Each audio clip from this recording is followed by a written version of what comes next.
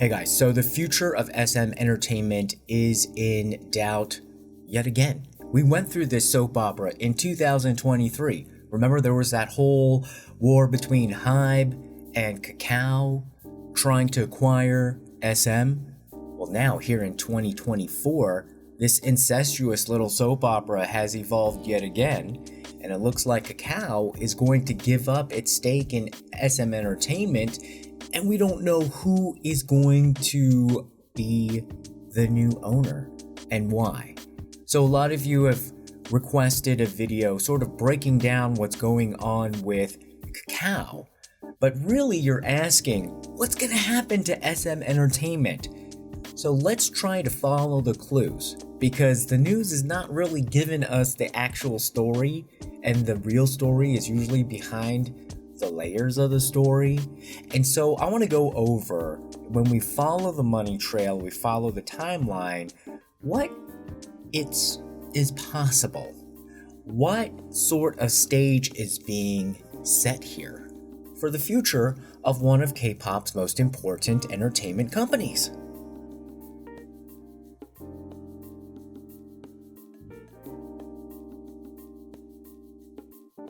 So if you go back to the spring of 2023 and look at those videos, you can follow along what was happening between SM, Kakao, and HYBE.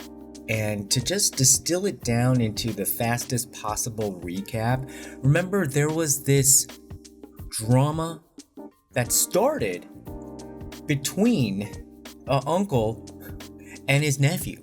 So the uncle essentially is Soo-man, the granddaddy of K-pop, and he founded SM Entertainment, and it was a fight for control between him and his nephew. The nephew essentially wanted to completely kick out the uncle, because after the uncle gave up a lot of the control, a lot of the money though still flowed into one of the uncle's subsidiary accounts. So essentially, you can follow that whole drama, and the uncle was ousted, but there was, of course, a twist. So the uncle did the unmentionable and went to HYBE and partnered with them essentially to beat his nephew and said like, hey, look, HYBE, do you want to take SM? So remember, 40% is the magic number, because if you own 40% of the shares in SM Entertainment, then you would be able to control the entire company. And we're going to be going back and forth between numbers, because I think that'll anchor you in terms of understanding this quickly and not having to go through all the details of the whole business thing, but still get to know like, oh, you know, like what's really moving the story along. And then also, of course, the soap opera. So just a really quick recap. Remember, it started at SM Entertainment as an internal civil war between the founder, who's the uncle, and the nephew, who is the current CEO. And so the nephew wanted to essentially entirely kick out the uncle, but he didn't have all of the money to do so, because remember, you needed to get 40%, and at that point ain't nobody had 40%. Soo-man, the founder, the uncle, had about 18 to 19%, and he was the biggest shareholder, I believe, at that time. So what you try to do is you try to, if you don't have all the money together, you try to piece together a team of people who have 40%. Now, the nephew partnered with Kakao because they were going to be able to bring in about $1 billion to buy up enough shares to get to 40%. And so it looked like, oh, well, then they're going to be able to do this. At first, they tried to do it through some financial engineering with like convertible bonds or all this kind of stuff. The uncle blocked it in court. Similar to like, it was an injunction. So similar to Hee-jin's injunction to not getting fired. We'll just go over a little bit of the parallels a little bit later.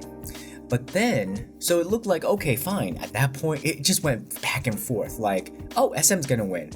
with Kakao. Oh no, HYBE is gonna win with the uncle. Remember, HYBE had a lot more access to capital, and they just had more cash to be able to do an acquisition like this, whereas SM Entertainment had to go and do kind of strange partnerships. And so then it went back and forth, like, okay, now it looked like, okay, HYBE is gonna win. And if you're confused and intrigued at this point, how are we here in 2024 talking about this when it looked like HYBE was going to win, but then in the end, Kakao won, and now the CEO of Kakao is being accused of manipulating the stock market in order to win the ownership rights of SM.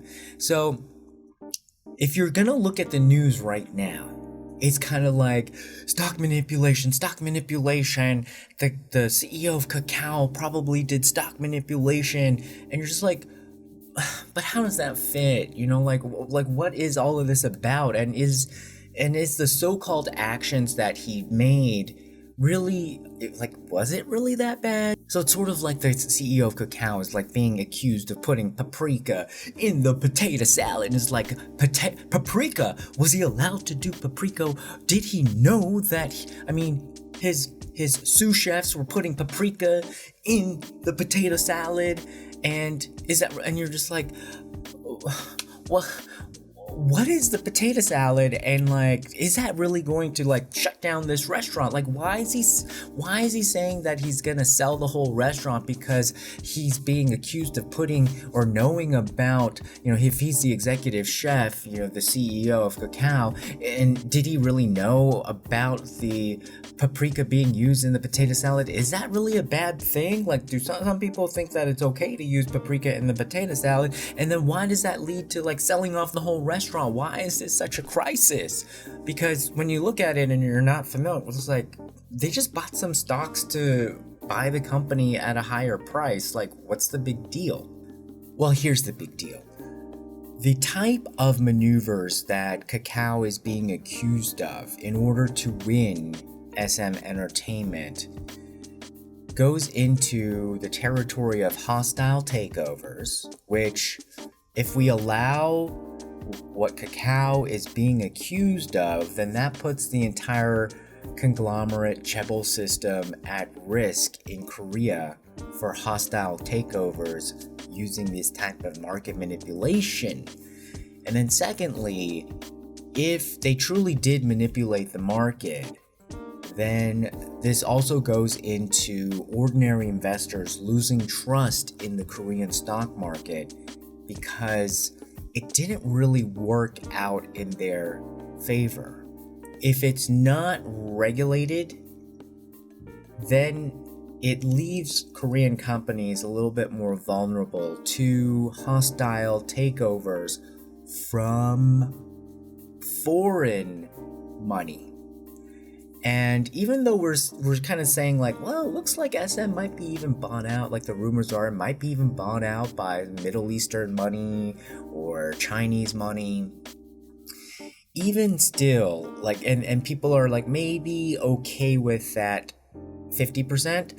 They're definitely not okay. Like, let's say if like Samsung or Hyundai or, got took over by a foreign company or foreign investment capital, people would be extremely upset with that. And so this is why it's like crossing into this type of territory, but they're not saying that part out loud. They keep talking about like, oh, he was, using stock manipulation. If he uses stock manipulation like that, there's really nothing barring other entities from using stock manipulation to do a similar thing.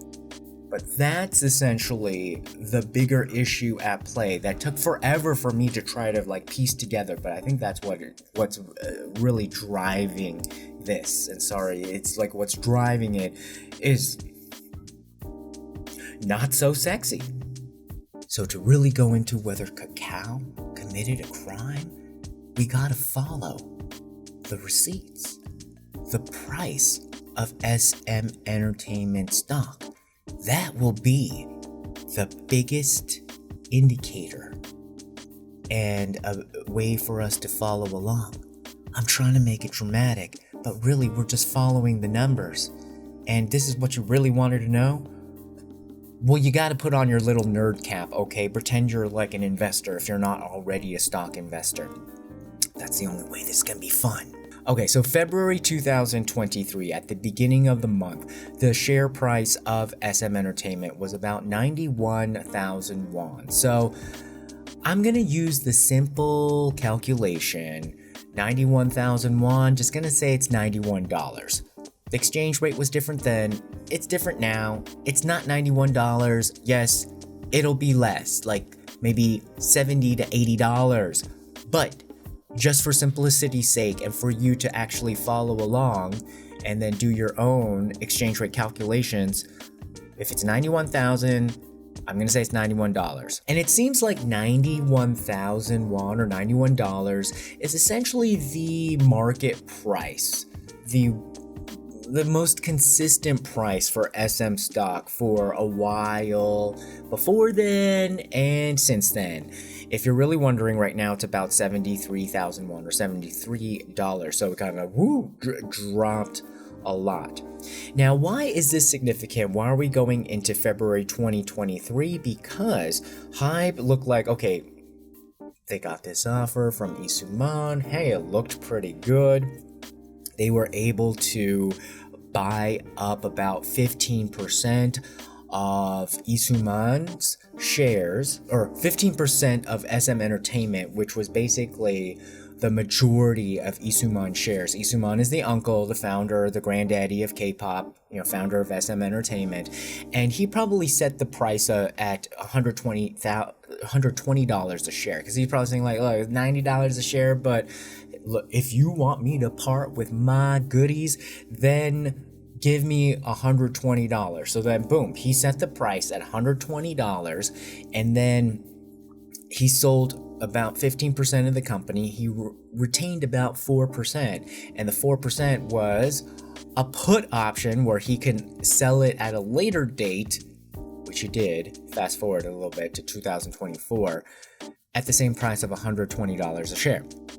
So that gave HYBE a good chunk, like 15% on its way to 40%, but it still needed the rest. So what they did by law, and so they did it by the book, was to do what's called a tender offer. Let's try to make it really dramatic and exciting, but essentially you're basically doing like a reverse garage sale. You're saying like, oh, hey guys, look, we are formally going to try to get control of the company. So this is why it's by the letter, by the book, because in Korean law, under that Capital Markets Act, if you're trying to take over a company, you go through these steps that gives fair warning to the current owners or the current management. And so every time you buy more than 5% of a company, that makes you look like, oh, they're on the hunt. They might be trying to gather enough shares for themselves or a consortium to take over the company. So what HYBE did was very above board. They registered a tender offer, which essentially says like, look, we have a goal. We have the money. We're going to try to get 40%. We have 15%. And we're going to pay everybody $120 a share as a premium. Sign up, they had to sign up on a website or in person. They have to give people 20 days. So the deadline was February 29th. And they said like on that day, if anybody who has SM shares, you want to sell it to us for $120 instead of what's going on in the market right now for $90, come sign up. And we're going to keep selling it, or we're going to keep buying it from you until we reached our target.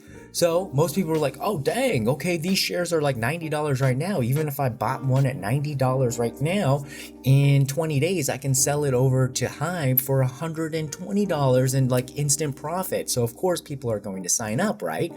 And then it looks like, HYBE just got it all in the bag, because they're going to be able to, like, who isn't going to sell their shares like that? And then so the price of the shares would go up to about 120,000 won because people are guaranteed to sell it at that price. However, what happened? The price leaped above 120,000 won, $120 a share, by the end of February. So if what looked like a really good deal now became pointless, because I would have to go and register and do all this kind of stuff to sell it to HYBE at $120, and that was totally worth it when the price was $90. But now, if I could just, press sell on my app and get $130, because it went up to about $130 on February 29th, then it's meaningless. I don't need to go to HYBE to sell it. Therefore, HYBE did not get those shares. And that is the question. How did it just leap all the way up to over $120 a share? So this is the criminality that Kakao is being accused of, because between February 3rd, when the price was $91, and then February 29th, when it was $129, what happened? Well, prosecutors are saying Kakao manipulated the market by timing buy and sell shares. So essentially what that means is that you guys were manipulating investors, like their psychology, to try to drive up the price. And you got what you wanted, which was essentially blocking the tender offer of HYBE. So what was a sure thing for HYBE to win, you did this scrappy financial engineering to raise the price. At first I was like, wait, how is this wrong, or how is this manipulative? If they just kept, if Kakao just kept buying shares at a more and more expensive price, then how are you going to fault them for buying the company at a higher price? Isn't that just the fair market? But I don't think that that's what was going on. They weren't buying the shares and holding it. It looked like they were buying, and then other people are like, oh, the price is going up, so then they would sell it. And then you just need a lot less money, and you can just buy and sell, and then try to raise the price, because your only goal at this point is not to buy the shares to get to 40%. It's just to block HYBE's almost guaranteed route to buy the remainder of shares for them to get to 40%. Because what happened immediately after, and in the beginning of March 6th, Kakao did their own tender offer. So it looked like that Kakao was late in getting their tender offer out there. But until they were able to register their tender offer, because after you announce your tender offer, you have to give it 20 days. So if they announce, then their 20 days will probably be, after HYBE's. So that's what they had to do. So they did a tender offer for 150,000 won, or $150 a share, and that deadline was March 26th, and then March 6th was the announcement of it. So then the shares, jumped from $129 to about $147, and so even HYBE was just like, okay, fine, we gave up. We're gonna sell all of our shares that we bought from Soo-man at $120 a share, and hey, if Kakao, y'all are offering $150, then we'll make a quick profit too. But the problem is that everybody wanted to sell their shares to Kakao, so only 50% of the shares were bought by Kakao at that price. So let's say you had 100 shares and you bought it at like $120 or $130, maybe even $145, and you're saying like, hey, I'm just gonna make a quick profit, it's guaranteed because Kakao is gonna pay $150. But because it got oversubscribed, they only were able to give 50%. So like you bought 100 shares let's say you bought 100 shares at like $140, and then only 50 of them were able to be sold for $150, so you're profitable on that, but your other 50, you lose a lot of money on it, because immediately after the tender offer, the stock price dropped back down to $93. So that seems like, that's probably why I'm saying like this is probably like the fair market assessed value of it. So then now you're in the hole, $50 a share, and in that way, it's different from, let's say, like somebody is selling their house and people just keep bidding higher and higher and higher, and usually the person who has the highest offer will win, and you're just like, well, they just paid more for the house, like what's wrong with that?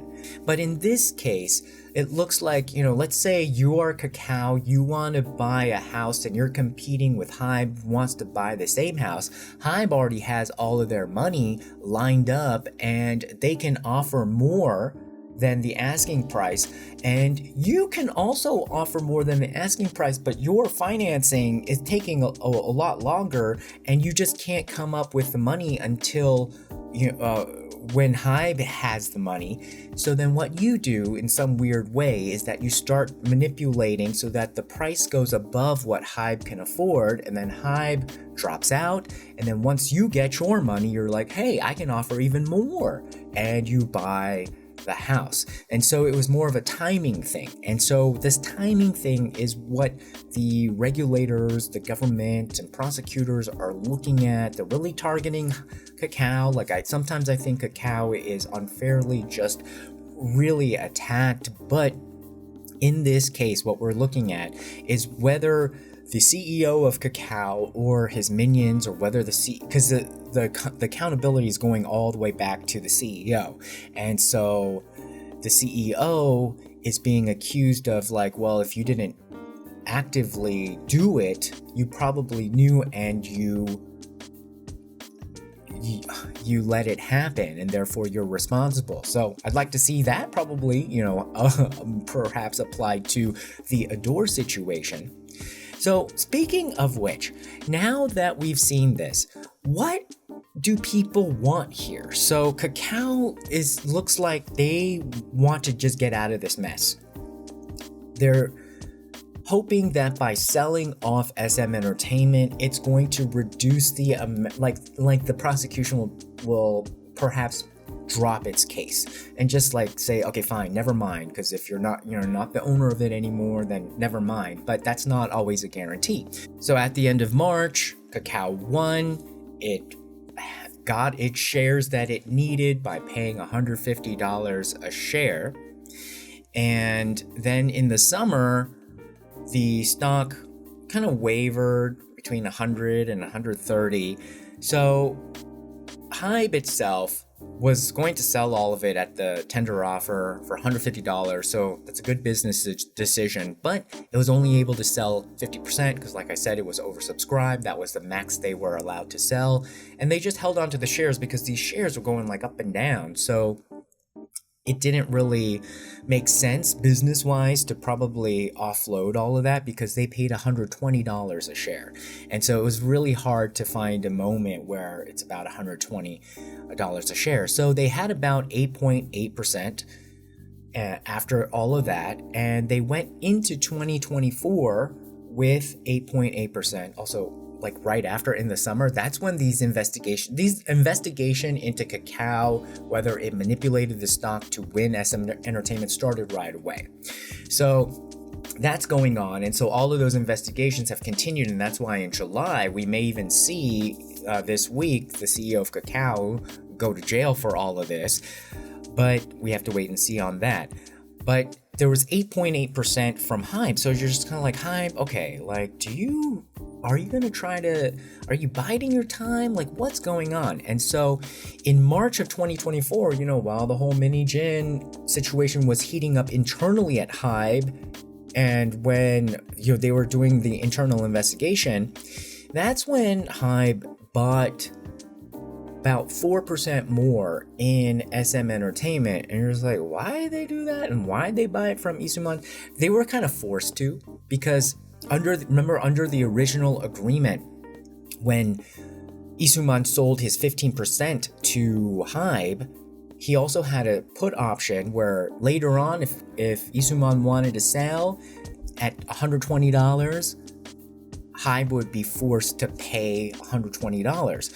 So HYBE was forced to do that, and guess what? Out that time, like, Mini-jin started to really figure out, like, the whole stock option world, and having HYBE pay more and more, like overpay for her Adore shares.